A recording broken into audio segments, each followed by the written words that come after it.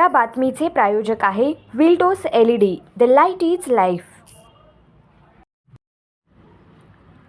मौजे डोनस गावाचे मस्जिद बांधण्याकरता सोलापूर जिल्ह्याचे पहिले महिला खासदार प्रणितीताई शिंदे यांना निवेदन देण्यात आले.